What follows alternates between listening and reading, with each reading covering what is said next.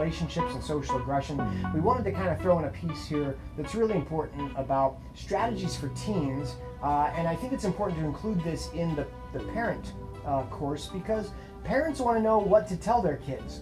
And there's so many mixed messages coming from so many different angles on this topic. If you talk to a cop, you're going to get one answer. If you talk to a therapist, you're going to get another answer. If you talk to school administrators, you're going to get yet another answer. So what we really want to do is kind of give maybe all of those different perspectives and see if we can find some common ground and some strategies that are going to be most effective and most efficient. Yeah. When kids are fighting on a campus, on a school campus, and by fighting, I don't necessarily mean physical fighting, although that happens, right? Think about some of the schoolyard fights that you saw or that happened to you as a kid.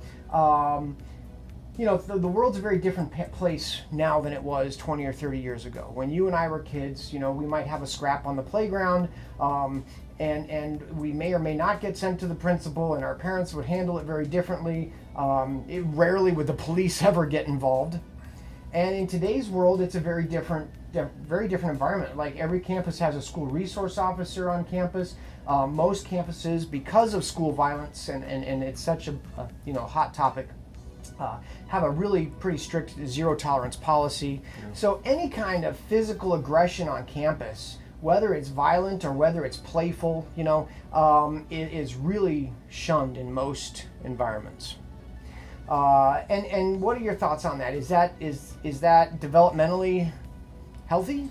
There's a lot of variables, because what could be an interaction, an altercation where safety isn't being risked, where we don't have a severe mismatch as far as individual to individual or group to individual, then I don't think that it's the worst thing in the world. I think that there are good lessons that come out of that. Little chest bumping kind of stuff. Well, I think more than anything, it's going to signal me and you kind of where we sit in this social. There's a pecking order. Yeah, if we go back to the big three: freedom, safety, connection.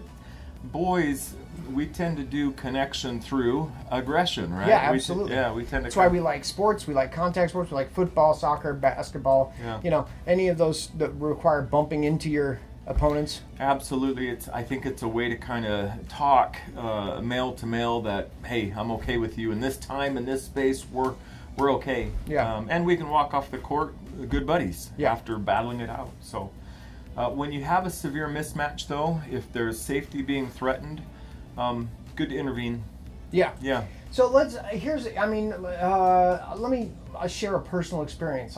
Indulge me if you can. I'm in the 8th grade, and in the 8th grade, I'm like 5'1", and I weigh 75 pounds. Big kid. Huge. I'm a monster. I didn't go through puberty till I was like 19, but I was this little tiny skinny guy, and I remember going in to the social studies room after school, because that's where they were starting the meeting for basketball tryouts. And all the other 8th grade guys were towering over me. They were all like 5'6", 5'7", 5'10", monsters, right? And I'm this little tiny guy. And I walk into the room, and one guy who, he's kind of that guy. He's kind of the schoolyard loudmouth, and he's much taller. He's probably 5'10", and he comes walking over to me and kind of pokes me in the chest and says, "What are you doing here? You're not going to make the team, And I was getting ready to square off and stand my ground against this guy, because even though I was small and skinny, I was kind of scrappy, I was kind of, I was just kind of that kid. So before I could stand up for myself, my neighbor, who was probably the coolest kid in the school, right? He's a student body class president, good basketball player, everyone loved him. He came and stood right in between us and said, "Whoa, John, leave him alone. He's cool." And John's like, "Yeah, sure, he's cool." And John turned around and walked away, right? Kyle came and intervened on my behalf, and a lot of people think, "Oh, well, that was really nice of Kyle, and well, you must have really been grateful for that." And in my mind, my recollection was I was completely deflated. Okay. I did not want somebody to come and fight my battle for me. You're rare, though. That's a pretty rare. Is that rare? I think so. I think that's a rare response. I think most boys in that situation would be wiping their forehead. Phew, thank goodness for guys like Kyle. Yeah. I think so. But I also have to. I think it would require some backtracking a little bit to kind of see why did you have to stand your ground? What message did you have to send in order to have a spot? Sure. And I've done a lot of these kind of presentations with kids and done a lot of informal type surveys, and I don't know if it's 50-50 or what the split is, but I find that there's quite a few kids like me who are like, I don't want him to stand up for me. I say, why not? And they say, because now I'm going to be looked down on by everybody else for the rest of my my interaction with these guys. They're going to look at me as the kid who couldn't stand up for himself. So there's the motive there. Yeah. I can't be looked down on. Yeah. Depending on which of those big three are kind of driving the car, Yeah. Connection, I've got a spot. Okay, safety, I didn't get my face punched in. Yeah. Sounds to me like your piece had more to do with having a spot. I can't get looked down on after this inner altercation. Because a fat lip or a bloody nose or a black eye, those will heal in a week. Small price to pay for a spot. Small price to pay for a spot. Yeah. Yeah, because not having that spot lasted months. Yeah. So then if you flip that on its head, I think about John. John, wherever you are out there, not cool, man. No, I'm just kidding. I think about guys. John. Yeah. I think about guys like John, and again, well, what's driving this activity? What's driving his? Yeah, he's the his quintessential playground bully. He's got to make a big show and put somebody else down. And what do bullies get out of that, right? Yeah. Think about the big three. What do they get? Yeah. They get the connection. They get the notification, the notice. They whatever. get seen. They get They get respected, feared, whatever. There's not a lot of risk to my future connection potentials when I'm in charge. Yeah. So now, advice for bystanders in that scenario. My advice would be back off a little bit. Let scrawny little Frank stand his ground for a little bit, unless it becomes violent. Yeah. Unless he's about to really, if John punches him in the face and he hits the ground and then John jumps on and starts pounding on him, okay, come to his rescue. But if it turns into a shoving match or a name-calling match or something like that, does Frank need to be rescued? So again, we're trying to apply a one-size-fits-all to a million different variations of this scenario, and all bystanders, whether you're a spouse bystanding, watching your partner try to talk to your 7-year-old about something tough, or whether you're a kid watching your buddy about to get punched, I love the tool of attunement. Yeah. I love looking to see what is it like rather than what do I need to do about this. If I'm looking at Frank and he's fine, he's standing there, I might just kind of stand next to him without getting between anybody. Yeah. This might be important for him to finally have a voice in this altercation. If I'm watching Frank go, please stop, leave me alone. Yeah. So really what's important as a bystander is to assess the situation by looking at what the emotional body language. Yeah. And most guys won't go, please, no. Most of them will act tough while their knees are wobbling and their chin is quivering. And I don't know if we have to step between, and I don't know if we have to step away. I think the safest spot is next to. I'm not confronting John, I'm just letting you know I see you, I'm here. If this does get really lopsided, then a good friend might, knock it off, break it up. Right. Yeah. Now, let's say I was, for whatever reason, incredibly unpopular and Kyle didn't jump in and save my skin. Let's say I took one on the chin and I left there feeling, a little defeated, but, now I'm in a really vulnerable spot. You got it. And after the fact, maybe Kyle didn't want to put his reputation on the line for somebody like me, and this is all hypothetical, but afterwards he would come up to me maybe at home in the neighborhood and say, hey, I saw John punch you on the chin, but man, you took it like a champ, and he's a jerk. Don't let that get to you. Some little verbal acceptance, a little verbal validation. Well, and once again, some attunement and some empathy. Yes. Some of these tools, whether it's in the moment or after. Sorry about your fat lip. I was impressed how you stood in there. Yeah. We're talking about boy brain here. That's big right. Time, this is right? boys. This conversation will be very different if we're talking about two girls. I think so. Yeah, I think so for the most part. Yeah. There's that validation. However, in the moment or after the moment, however it came, there's that validation of, I see you, I accept you. Yeah. Yeah. And so this is what when I do presentations on, I do the anti-bullying presentation for kids, and from a cop's perspective, I have to think about school liability, I have to think about police department liability, I have to think about parental liability, and then I have to think about what's really best for the kids, and does that trump any of those other liabilities? Yeah. And that's a really dicey game. So Yep. you're really never going to have a school administrator say to you, it's okay to let kids, have a confrontation. Or you're never going to have a cop probably tell you, let these kids have a physical confrontation. Now, when it's behind closed doors and two dads are talking, it might be a cop, it might be a school principal, the conversation's often very different. It's like, yeah, let them, let them throw some punches, and now there's respect. It's really funny when you hear I think you're talking about dads from our generation and prior. I think a lot of the dads nowadays, conflict was never a part of school. I mean, a lot of from kindergarten up, we had resolution tables where we'd sit down and talk it out, and not to say that's better that's good, or worse. That's fine, yeah. Confrontation is important. It is. Confront. Come to the front. Stand in this space and feel that it's uncomfortable. fear, that sick stomach or whatever. And we have a bigger problem with people not confronting in a healthy way. Confrontation and contention are two really different things. animals. Yeah. Self-advocacy maybe is a better word. Yeah, so that resolution table I'm kind of picking on actually can be a good thing. Confrontation to kind of square away where are we at, why are you doing this, what's driving this. And we're always looking for ways to fill those three tanks with kids, though. Yeah. We don't violate safety for someone to learn a lesson. We don't watch them get pummeled and say, well, now you know. Yeah. No, we should intervene when there's a lopsided power. Yeah, exactly, and that's one of the criteria that we would discuss when we were talking about social aggression or bullying, and we would say, there's really three criteria that will take something from a playful or a harmless confrontation or aggression to something that becomes more dangerous, more violent. One of those things is an unfair advantage by one party. Yeah. Another one would be a frequency. Right, a repeated frequency, something that's happening over and over and over again. Then it's because every bully is going to say their excuse almost every time is, I was just kidding. Yeah, I was just joking.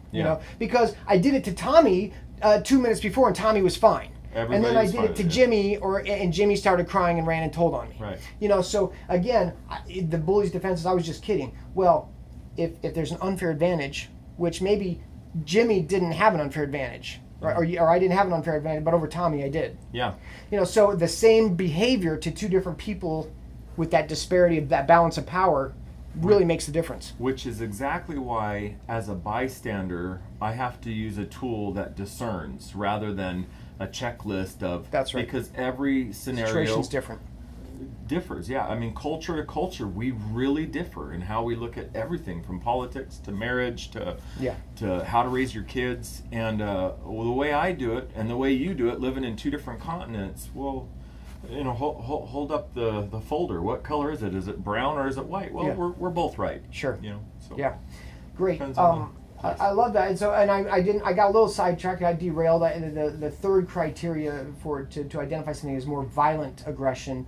So we said there, the first one is an imbalance of power. The second one is frequency, and the third one is what's your intention, right? If your intention is to tear somebody down, to attack their core self, if you're picking on them for their race, their gender, their sexual orientation, those are core self attributes. If you're tearing somebody down verbally, physically, or emotionally in that arena, we're going to say that's pretty egregious, and we're going to say that's more violent. Don't intervene if you see something like that happen. I think most bully victim interactions, there's going to be some element of that in there. Sure. Almost always. Yeah, most of them have something to say about you. And so now to your point about we don't ever want to condone violence, and we do want to intervene. And you mentioned this idea of I'm discerning, I'm perceiving, I'm looking. It's not a checkbox. Is there something here that's hinky? Something's weird, right? One of the things that we really have to talk to our kids about is the idea of these. And this is probably going to sound politically incorrect, but the idea of an invisible wheelchair, right? Those conditions that are not visible to the naked eye. Okay. Right, so and to to make the point sometimes with kids, I'll even say in a group, hey, would you guys go, make fun of or pick on a kid who's in a wheelchair?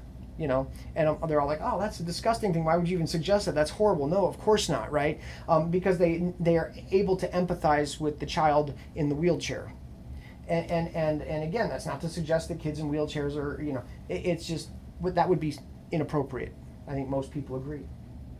What about the kid that has, some chronic emotional condition, whether diagnosed or undiagnosed? Maybe there's a child with PTSD. Maybe there's a child, with some kind of trauma in their past. Maybe they've got some invisible condition like diabetes, or who knows what, chronic pain. They don't sleep at night. Something going on in their life that's not visible to the average person. They look like the kid that should be able to stand up for themselves, but they really are at a disadvantage. It's just invisible. Yeah. Right? So we really need to be on the lookout for those kids. Well, my physical eyes can see a physical impairment. Yes. I need attuning eyes. I need eyes that can listen and look and discern how is the emotional state of being. Mm-hmm. Somebody can be saying, we've all had this with our kids, hey, how you doing? I'm fine. You're not fine. The words are saying one thing, but emotionally I'm picking something else up. What's happening? Are you doing okay? How do you teach that kind of empathy to a 13-year-old? I think to be honest with you, they have a step up on us with it. I think that because that brain that can be very sensitive and attuning is there right from birth. I think if anything impairs that, it's this adult brain that kind of grows over the top of it and comes up with rules and regulations and checklists. So if you ever were to watch a kindergarten and somebody fell and hurt themselves, there'd be 3 or 4 kids kind of, what happened? Are you okay? And they'd walk with her to the teacher and very quick to attune, to empathize. So I think 13-year-olds do it well, but the potential of them getting teased for being soft or being too sensitive or whatever might tell that starts very to inhibit instinctive brain. It might inhibit that very instinctive brain. All right, so let's really quickly talk about maybe a group of girls getting in a fight, and not to overly gender stereotype or be sexist in any way, but we do see pretty much categorically when boys get into a social aggression scenario, more often than not it's physical or aggressively verbal. Yeah, we're very physical creatures, right? Males. Whereas in my experience in the junior highs and the high schools, and more the junior highs, when girls become socially aggressive towards each other, I always joke around and say it's pure evil. It's so insidious, right? Because on the surface they're saying one thing, but every girl in the group knows what she's really saying. Okay. Right? There's this emotional manipulation. There's this pitting friends against friends. Right? They call it relational aggression or relational bullying, where if you're going to dress like that, we can't be friends. Okay. Right? And if you're going to be friends with her, I'm not going to be friends with you. Yeah. Right? So there's this kind of this manipulative aggression. Rarely do you see girls really go, fist to fist, toe to toe. It happens, and boy, is it ugly. It's scary if you've ever seen two 14-year-old girls fight, man. It's like, that's like jumping into a pen with a couple of mountain lions, it's scary. Okay. But that's the exception rather than the rule. Most of the time, it's just kind of this just the subtle nuance, relational. You're not included, that kind of stuff. How again, and my experience has been girls are less likely to want to deal with that on their own. Yeah. Because it is a relational aggression. You got it. So we're starting to see the scale tip towards this attachment piece, this connection piece. And every time you say the word relational, I think, okay, there's more stock in this one. And they're going to fight from this space and for this space a little differently than guys do. Yeah. So we made the point that guys, they build connection through aggression. How do girls build connection? That's a good question. I have girls, but it's kind of this nebulous confusion for me. Yeah. So it's more that social interaction piece, Sure. right? They Yeah, don't measure each other Verbal and physically. yeah. Yeah, they're kind of sending that cue and watching how it comes back. And so I think that that's going to be the weapon of choice. Is not in all cases, but it's more likely. We see it more likely, more prominent in the schools, especially where it's the backbiting, it's the gossip, it's the bad mouthing. If you can tear her image down Yeah. rather than beat his body down, Sure. then you can disable them from interrupting your connection. Yeah. So that's why we see a more prevalent aggression on social media with girls and with boys, because Yes. it's suited to that verbal relational manipulation. Yeah, I noticed there's no toe to toe there. Right. I can sit from here and fight with you with Yeah. words. I can post pictures about you. I can do whatever to kind of expose you as less than. And again, keep my spot in the circle. Right. We got to keep going back to why are they more socially aggressive? Why do boys throw punches? It always goes back to these three. Yeah. Always. Yep. Yeah. So now a girl is in a scenario, whether it's online or whether it's on campus, where she's being, ostracized or dejected from the group as a result of this kind of violent verbal aggression. What's the strategy for the bystanders there? I mean, because often what I saw was, a girl, a bestie will jump in the mix and start slinging mud back in defense of her friend, and that, instead of de-escalating the situation, makes it all worse. Yeah. So we don't want to encourage that kind of intervention. Right. The behind-the-scenes intervention is go to your friend afterwards and say, hey, I saw what Susie said about you, but you know what? Let's ignore her. You're better than that. I love you, blah, blah, blah. Not blah, blah, blah, but... I think that could be effective. Yeah. I think after the fact, just like in our guy scenario, that could be effective. That behind-the-scenes leadership. So I guess the question kind of becomes, if we use those same tools based on those same needs, if I'm kind of picking up how my friend Susie is doing based on what was posted about her, really, what is the appropriate intervention for me as a friend, as a bystander? Is it to throw gas on the fire and attack her? Well, no, this just makes it bigger. And now she's threatened. This goes offline, and now she's going to fire back at me. Yeah. And this thing spreads big. Yeah. And eventually it usually does go to blows. Oh, yeah, those things get so ugly. They do. So I like the idea of being an advocate for these things as a bystander. If I can attune and say, what's going offline for Susie here? Well, she's feeling very abandoned, left out, rejected. What can I do about that experience she's having rather than that problem that's causing it? Now, we talked about, from the beginning, increased use of social media correlates with increased teen anxiety, increased teen depression, increased teen suicide. Yeah. If the bystanders will intervene on this level, are we going to see a decrease in anxiety, depression, and suicide? I think the answer is yes, but I think that the potential, we're not fighting a fair fight here. There's a lot I can do person to person to buoy you up, to be part of that connection need that you have. But if you spend 8 hours a day, 7 hours a day here, one of the reasons we're having so much anxiety and depression and suicidal ideation or even attempts at this age, this earlier adolescence, is because younger kids are getting smartphones sooner in life. Yeah. These underdeveloped, not just, these very underdeveloped brains, not just underdeveloped brains, are being given access to as many destructive, when I say destructive, things that take these away. Yeah. They look like freedom. This looks like something I can use to get anything, but it also can introduce just about any concept, any image, any paradigm to me. And I'm just not ready for, at 10 years old, I'm not ready to have that thing become the teacher. Right. So best strategy for parents: delay the introduction of the I smartphone, think the social media, definitely, until they have at least half of a prefrontal cortex. At least, yeah. And so we don't want to put an age limit on that, but what they say, on average, the prefrontal cortex is half developed by age about 15, 16, 17? For boys. For boys, yeah. Yeah. For girls, it's a little earlier than that. Their brains develop a little faster. But again, as parents, there isn't an age. Yeah. There is a child that I've got to go, how emotionally resilient, how secure is my kid number one versus my kid number two, let alone all the other kids in the world. Right.